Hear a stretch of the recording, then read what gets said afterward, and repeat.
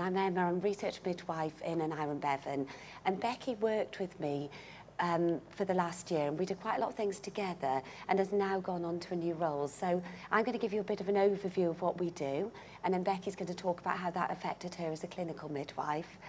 And really, I'm just going to tell you about what we actually do from day to day, give you an overview of the studies we do, just really touching on a few of them, talk about day-to-day activities. Becky's going to do her bit, and then we'd just love to hear any ideas that you've got, how we can further develop the research service within Aneurin Bevan. So the role of the team really is looking nationally for studies. What often happens, and I know happens in most of the health boards across Wales, is that when you get a research study, they tend to take on a midwife for that study. So you know, they would get a certain amount of hours that comes attached to the study. And what we realised at Aneurin Bevan was how that can have a massive impact. Research studies can have a huge impact on how positive the midwives can be, different ways of working, helping us be the best we can be in all sorts of ways.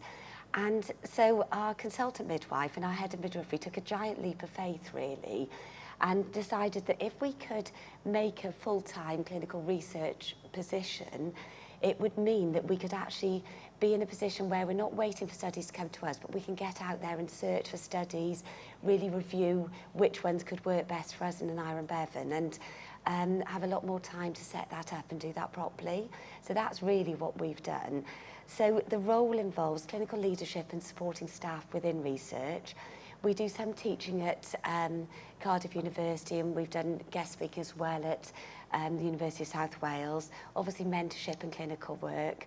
We do a lot of study-specific training. So when we take on a new study, we train all the staff members that are going to be affected by that study or who will be involved in the study. And within that, it's a brilliant opportunity for lots of other further training as well. So for instance, we did a study called the Affirm Study a few years ago in Aneurin Bevan, and the study was looking at focused intervention of reduced fetal movements. And you've probably all heard of it, but when women were coming in with reduced fetal movements, we were looking at, nationally they were looking at how do we support the women, how do we listen to them, what interventions do we do that will reduce their risk of stillbirth. And nationally, the outcomes of the study were non-significant, really. There wasn't enough statistical evidence to say that those interventions worked. But for us in Aneurin Bevan, we had a huge drop in our stillbirth rate at that time. And as a team, really, we were absolutely convinced that that's just from going out, from opening discussions around stillbirth, from talking to different midwives, from retraining our staff, because lots of people are trained at different times. So some midwives are trained when we were talking about 10 kicks, other midwives are trained when we talk about count the kicks. So it was really recognising that research, whatever it does, and whether it's a positive or a negative outcome of the research, can have a positive impact on the staff. GCP training is good clinical practice training, and that's been the best you can be at research, really, and really respecting the integrity of the research. So we're quite keen to get as many of our staff to do that as we can. Within the team, we've also got the role for the champion midwife across Wales, so the NHR champion role, which really means linking up all the health boards across Wales with the rest of the health boards across the UK in terms of research. So supporting each other, sharing ideas of studies that are available, and just linking up, really.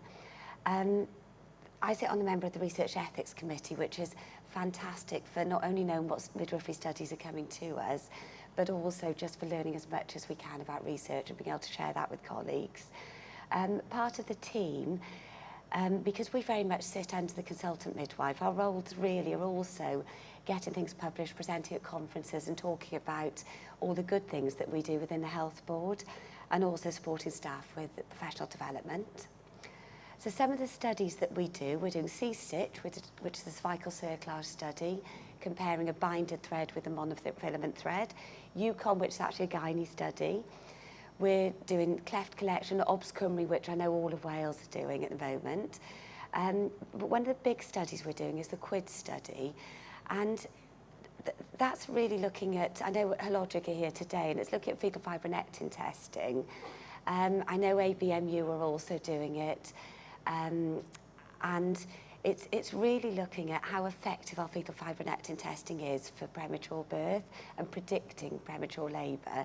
And then the Kwid study is comparing 2 other forms of fetal fibronectin testing, predictive tests as well. The reason that we find it so good is that we were actually using the fetal fibronectin testing anyway, but nationally there was nothing to say how good that really is. So we didn't really know if we were using the most cost-effective one and whether we're using the best predictor really. So being involved in a study like this really helps us, again, be the best we can be and make sure that we're doing the best for the service really, and as focused as we can be.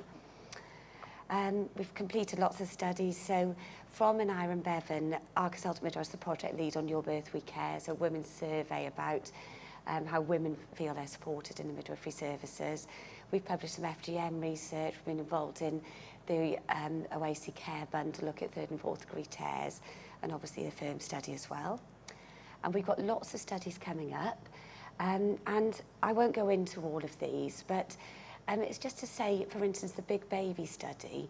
Big Baby Study is looking at babies above the 90th centile, and it's comparing whether the women should have expectant management or be offered induction at term. And for us, this involves quite a lot of discussion, and it's where, you know, a lot of work around the research team is focused really about, is this going to have a negative impact on the care that we give? Like everywhere across the UK, we all follow the same strategic vision. We're really, really keen to obviously reduce our induction of labour rate, to increase our numbers of women birthing outside obstetric units.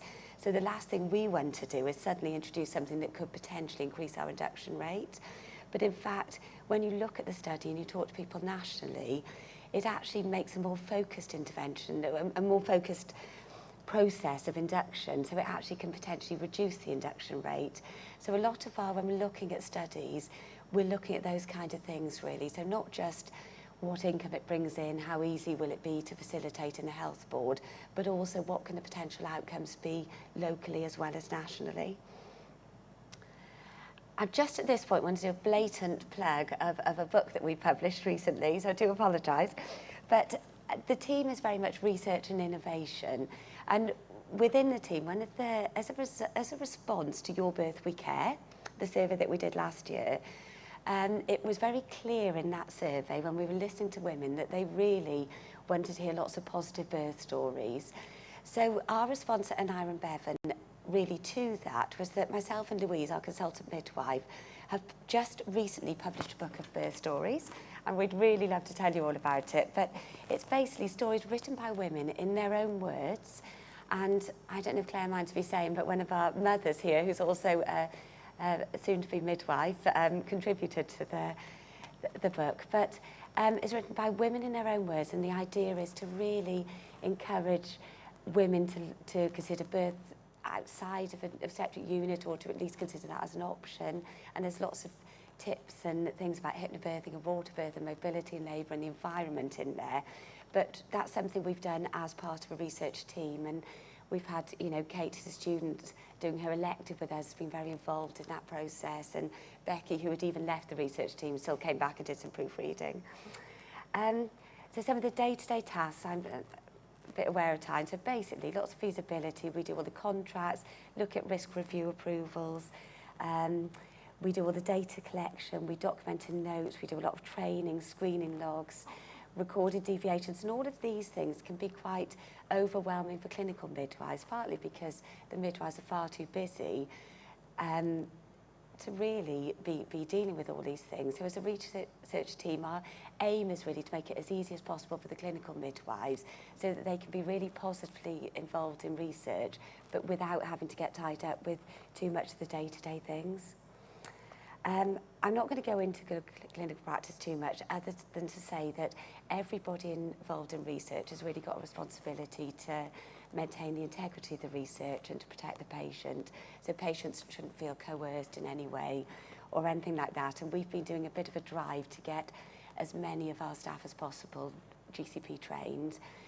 We also promote the good clinical practice training and the research at clinical governance days.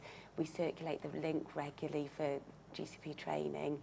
We get very much involved in the doctors' training sessions as well, present at Midwifery Society sessions, and work really closely with our supervisors of midwives. And we have lots of people that have their supervision interviews and then talk about how they really want to develop their CVs or just develop in their roles, and they're really encouraged to come and make contact with us in the research team. So the team is staffed with our consultant midwife. That anyone who works with consultant midwives knows that a fifth of their role is a responsibility for research. So we're very lucky that Louise is very passionate about that really, and Aneurin Bevan. So that's been instrumental really in taking things forward.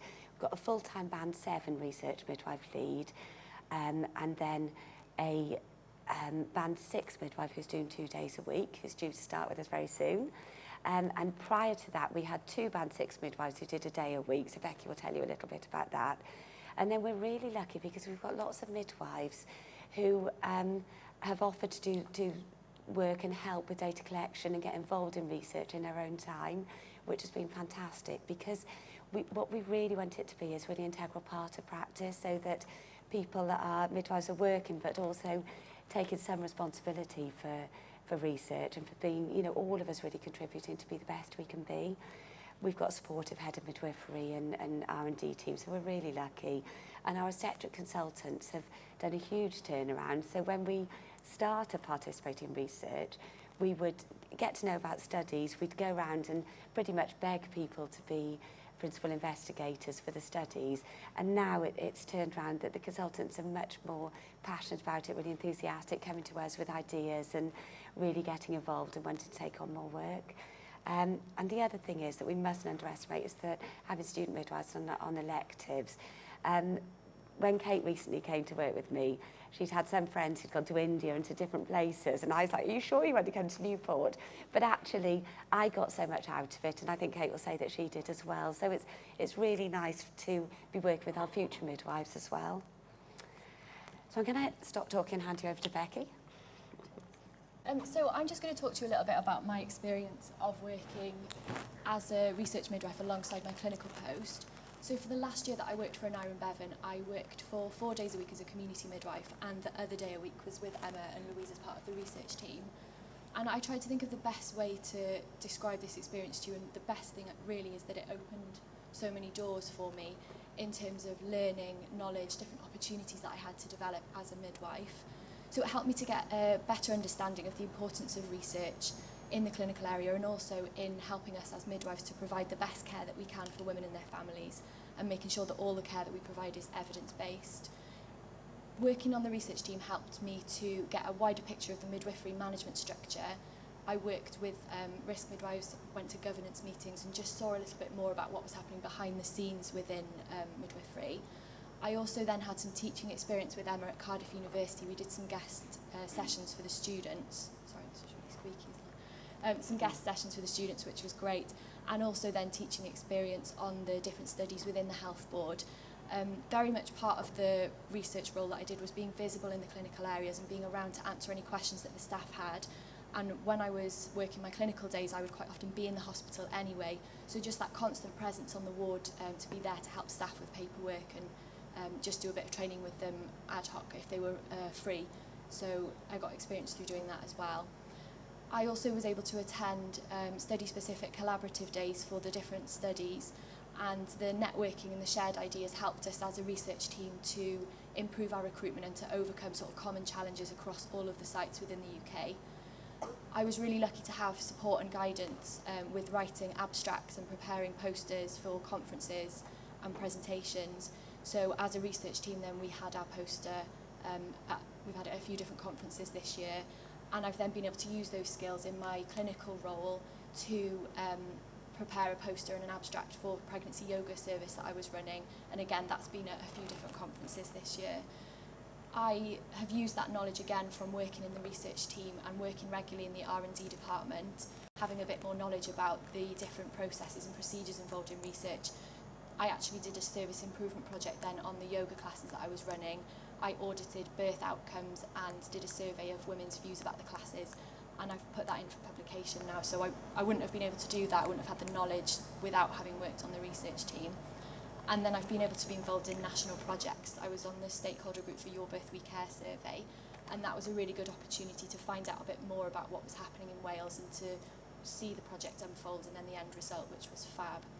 So really, it's hard to summarise my experience because I got so much from it, but it just helped me to understand the importance of research, and I think it helped some of the other ward staff understand as well. It perhaps broke down a few barriers in terms of anxieties around research, and perhaps it's a bit daunting with the paperwork, but if we're constantly there to reassure and to help staff, it just helped staff to be a bit more comfortable and for research to be considered a normal part of everyday practice within the unit.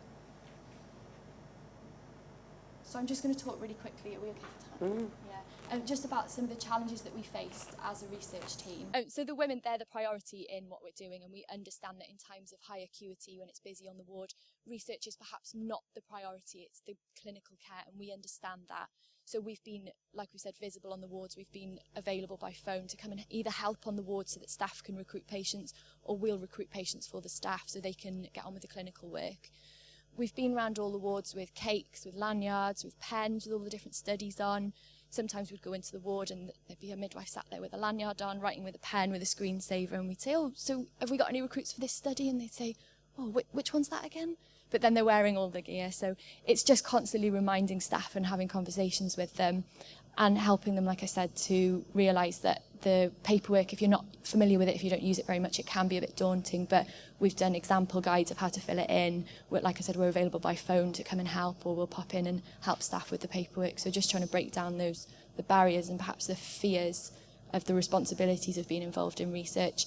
And then another challenge that we have is we train all the doctors up on the Kwid Study, and we thought, yeah, we've got them all trained, and then they all rotated, and we had new doctors who had never heard of the study, weren't familiar with it. So it's just the constant ad hoc training and being on the unit to reassure staff and help them with the recruitment process.